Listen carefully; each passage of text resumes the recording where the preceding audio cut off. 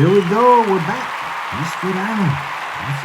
This is 30 Days with Jesus series, and we're on day 7C. This is a long one, so we broke this down into 3 days. So I don't know. By the time I hit 30, it might be 50 days with Jesus. But we're just going to call it 30 Days with Jesus series because I already got my bumpers made. That's what I'm using for my bumpers. They like those bumpers, the clocks. 30 Days with Jesus. Some people probably don't like my bumpers, but I told you, so it's like I tried to break into the film business, and I spent like 10 years studying on this stuff. Look what I found. My Newport Beach Film Festival. I was part of those guys for a couple years. I used to watch the films and judge them, and the ones that would make it into the thing, and then I would set it all up, and go there and help them set it all up, and then we'd go to the gala thing, the opening night, and watch, work some of the, I did it with the LA Film Festival too. I'm telling you, that this is my backslidden days, but that scene, it's intoxicating. I'm telling you, you get caught up in it, and it's intoxicating. I'm telling you, Satan will tempt you any way he can, man. And I really wanted to be a part of it, but he kept closing the doors, and finally it didn't work out. But anyways, I still have some of those skills, so I kind of use those with my videos. You see all my little bumpers and my little things I add to this. Can't help it. It's just part of my, I'm an artist. I like to create things, and this is, I haven't painted since I moved from Vegas and moved back here, and working to try to buy my house, and it's been like 3 years, and I haven't painted in like 3 years. It's killing me. So being able to create these videos is helping fulfill that creative need I have. So I hope you enjoy the intros. I don't know. I like them. I think they're cool. So of course, that's why I do them. But I know some people, this isn't Christian. What is the clocks and this music? And people are funny, man. So anyways, we're on 30 Days of Jesus, my series. Thanks for coming to Misfit Island.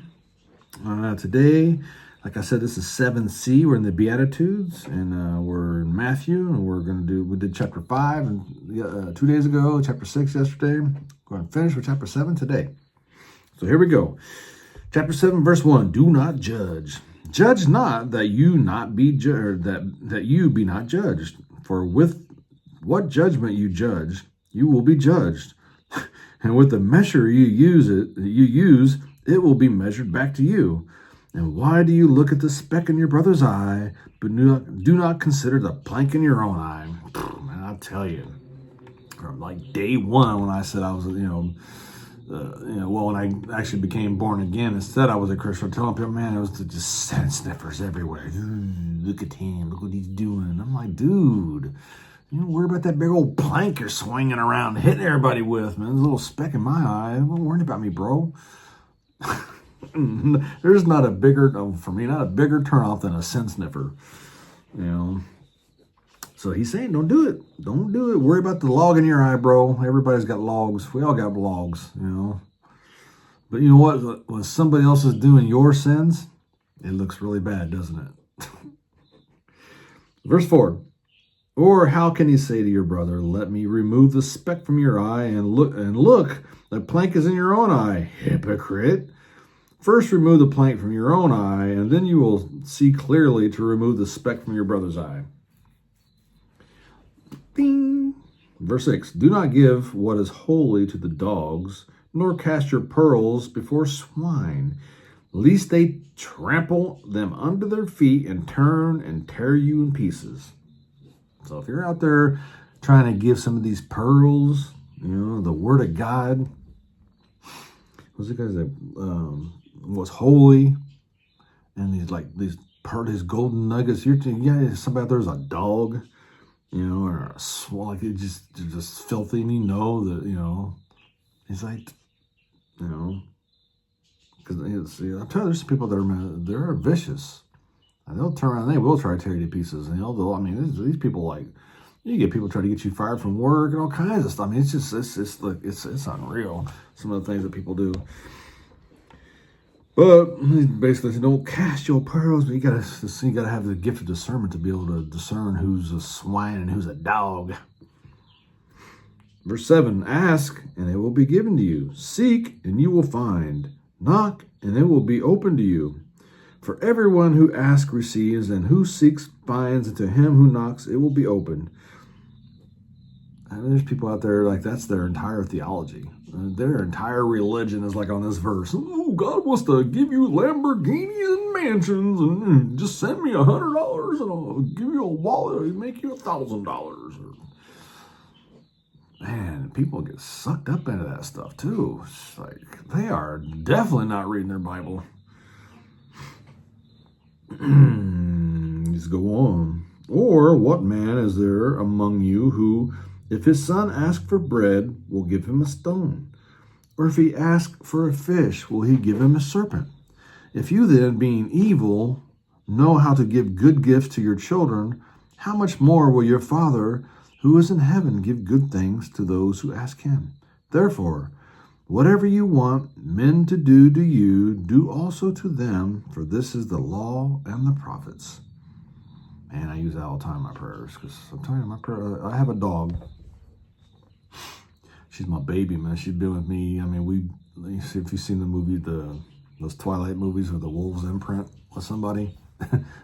Well, this dog, she was a rescue. They found her in a car where she was almost dead, and said she had poop all over her, and she was like almost dead. And they rescued her, and we went and basically rescued these people. They couldn't, that's what they did. They rescued dogs and gave them away to people.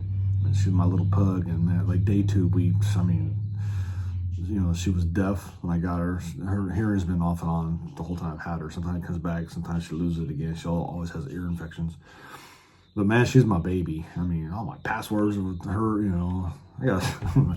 Anyway, she's Scrappy Boo Boo is her name, and I'm telling you, she's been there thick and thin through all. I mean, my whole, I left my first wife after 24 years, and it was like the old sad country song with a truck and a dog and a guitar, and I went to Vegas. And she's been there, man. But I'm telling you, for the last 5 years, these pugs have this disease. They can't walk with their back legs. They go paralyzed in the back. And she's been getting it for like 5 years. And I was like, the last 2 years, I got to do everything for her. And I'm like, Lord, I can't put her down. But she's getting so bad. It's almost getting to the point where I have to put her down. And I'm praying all the time. And I'm thinking of this. It's like, I'm praying that, like, Lord, my heart and my feelings for my dog. I can't do this. My other dog, he was fine. And he just woke up and laid his head down. And he was gone. I was like, I'm praying for this to, help me. And she's still here, man. And I'm just like, I'm praying for this. And it's like, you're giving me a rock. I don't understand it. I understand what I'm supposed to learn from it, But it hurts. It hurts, man, because it's sad. She's basically a slave to a couch. And there's weeks I got to work 12s, and I don't get to spend time with her, so she's stuck on this couch, and it's sad, man. It's sad. She can't pee and poop on her own. She can't eat on her own. It's all this infections in her nose and her ears and her eyes, and I'm constantly cleaning, and you take her to the vet, it's like hundreds of dollars to do all get the antibiotics and stuff, and then it's right back a month later. So if you guys want to pray for me and my dog, let her go. My other dog was named Bojangles. He's a little bow-legged, and his back legs is like bow-legged. He was a rescue too. I named him Bojangles. I think his name was what did they name him when they gave him to me? I don't know, he had a goofy name. Rox, no, that was Scrappy's name. I think it was Roxy, and they gave me, she couldn't hear, so it didn't matter what you called her, she couldn't hear you. So I named her Scrappy Boo Boo. I think they named her Roxy. I forgot what Bojangles' name was. But so I named her Bojangles. Yeah, he was my little buddy, man. He was a good dog. And so I'm like, man, Lord, it's time for Scrappy to go be with Mr. Bojangles. Wherever they go. I hope he brings them all back during the millennial period and the territory that I'm living in. I hope I have all my pets, So That's like my only fear, the rapture. When the rapture happens, that's my fear. What's going to happen to the dogs? Sad, huh? That's what happens when you get old, man. Start loving your dogs more than everything else. Anywho, sorry about all those little sidetrack stories there. It's in my mind because I'm literally just like I'm just like in deep prayer about it, about putting her to sleep, because it's not fair to her because she's like in pain. She's in pain. Her nails are curling up on her, and it's sad. Her teeth are starting to rot, and it's a mess. I'm telling you, man, when she sees me or she sees food, she's like 100%. Pooh, wow, she's there. Ears are up in the air. And so mentally, she's 100% there. She still watches TV. I'm telling you, she can see dimensions that we can't see. She sees like like bad people on TV. She can see them, and she barks at them. She can see. She sees something. I got a church across the street. She sees something over there all the time when she's outside. I don't know what it is, but she sees it. So anyways, here we go. Let's get back into it. It's going to be a long one. Therefore, whatever you want men to do. So I read that. So verse 13. Narrow is the way. Enter by the narrow gate. For wide is the gate and broad is the way that leads to destruction. So that's where that's at. I wish I could remember these things. It's in the Beatitudes. It's in chapter 7, verse 13. That should be an easy one to remember. Back in my bad boy junior high school days, Royer 714. If you're old, and you'll know what that number is. 713. For wide is the gate and broad is the way that leads to destruction, and there are many who go in by it. Because narrow is the gate and difficult is the way which leads to life, and there are few who find it. All the stuff that he just covered in the last chapter 5, chapter 6, and now 7. These are the things that we're supposed to strive to be like, to be Christ-like. These are the Beatitudes. This is how we're supposed to be. He's saying, these things are hard, and this gate is narrow, and there's not many people going to go through it. Wide is that gate leads to destruction. And I'm telling you, I look at people that want nothing to do with the Lord, and how the masses are just like blind. This verse always comes to my mind. It's like, well, wide is the gate. What can you do? Verse 15, beware of false prophets who come to you in sheep's clothing, but inwardly they are ravenous wolves. You will know them by their fruits. Do men gather grapes from the thorn bushes or figs from thistles? Even so, every good tree bears good fruit, but a bad tree bears bad fruit. A good tree cannot bear bad fruit, nor can a bad tree bear good fruit. Every tree that does not bear good fruit is cut down and thrown into the fire. Therefore, by their fruits you will know them. Yeah, everybody says Trump's one of the boys, but I'm like, look at the guy's fruit, man. He's trying to, bring this back to a constitutional republic. Trying to fight these people left and they're trying to destroy him. But he's one of the boys. I don't think he is. He may have been at one time, but I don't think he is. Look at another thing I found. There's my son. My son's graduation picture. Ooh, all you Toyota guys out there. My Teamsters card. They screwed me on my retirement. I still need to call in about that. So let me get back here. So you know the fruits by it. Therefore by their fruits you will know them. Verse 21. This is I'm talking about this gut punch. This is horrible right here. Not everyone who says to me, Lord, Lord, shall enter the kingdom of heaven, but he who does the will of my Father in heaven. Many will say to me in that day, Lord, Lord, have we not prophesied in your name, cast out demons in your name, and done many wonders in your name? And then I will declare to them, I never knew you. Depart from me, you who practice lawlessness. Whew, that is so deep. Think about it. Christians, these people are casting out demons. They're prophesying. they've done many wonders in his name. And then when they get to well, this is probably the great white throne judgment, because the Bema seat is rewards. The great white throne judgment is you're going to be judged for your works. And they're going to say, Lord, Lord. And they're going to be cast out. I pray all the time, like, Lord, if I'm one of those guys is like, Lord, Lord, I do not want to be one of those dudes going, Lord, Lord, if there's something I'm doing, something that's going to hold me back, please let me know. So, so that's one thing I noticed, like when I was in Bible college, and you get, it's like the salvation is simple, right? Jesus Christ came here. It's from the Father. The Father sent him. He did his ministry. He was judged unfairly. He was hung on a cross. He gave up his spirit. He took upon all man of all history of time, all their sins upon him. That's something we can't comprehend. I don't know if we ever will be able to comprehend it. I mean, just my sins alone. Oh, man. And was buried and stayed there for 3 days. Resurrected. Walked the earth, was it 40 or 50 days? Now he's sitting in the right hand, the throne room of God. There's a man in the throne room of God, and he's on the right hand. And it says, if you believe in that, you're justified.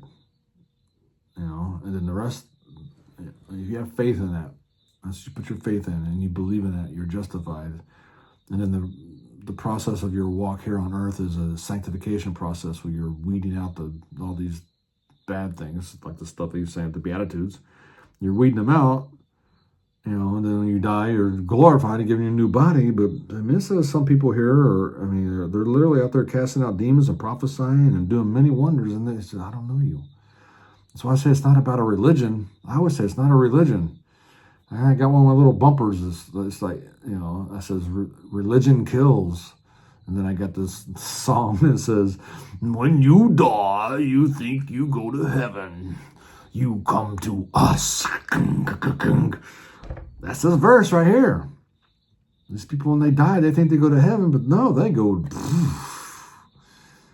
That is scary, man. That is so scary. So verse 24 says, build on the rock. Therefore, whoever hears these sayings of mine and does them, I will liken him to a wise man who built his house on a rock. And the rain descended, and the floods came, and the winds blew and beat on that house, and it did not fall, for it was founded on the rock. But everyone who hears these sayings of mine and does not do them will be like a foolish man who built his house on the sand. And the rain descended, and the floods came, and the winds blew and beat on that house, and it fell, and great was its fall. And so it was, when Jesus had ended these sayings, that the people were astonished by his teachings. Can you imagine? For he taught them as one having authority and not as the scribes. Wow. Like I said, I hope we can watch this movie when we're in the millennial kingdom. If not, I'm sure, because we're going to be teachers, because all the people will be born during this 1,000 years, they're going to be born like we're born, and we're born into sin. And we had to make that choice. These people are going to be born into sin too, and they have to make a choice to believe that Jesus that's reigning and ruling with the throne, David's throne in Jerusalem, if they believe in him or not. And if they choose not to, then they'll be like a child, 100 years old, and they'll die. So, we're going to be in the process of teaching these people. And, so if we don't get to watch this in holograms like I want to, we're going to be teaching it. And hopefully I'm a better teacher there. So, yeah, there you go. 30 days with Jesus. That was 7C. We broke day 7 into three parts. So right now it's going to be 33 days with Jesus.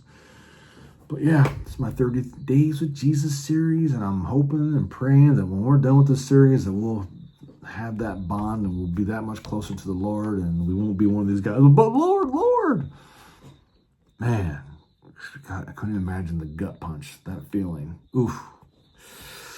Yes, it's my prayer that all us little misfits here on this island, we're not one of those. It's going to be told that, in that wide gates. So yeah, thanks for watching, and I'll see you guys tomorrow on day 8, but it's actually going to be like day, 9, 10, 11. So like day 9, 10, 11, 10 or 11. I don't know. So, thanks for watching. We'll see you guys tomorrow.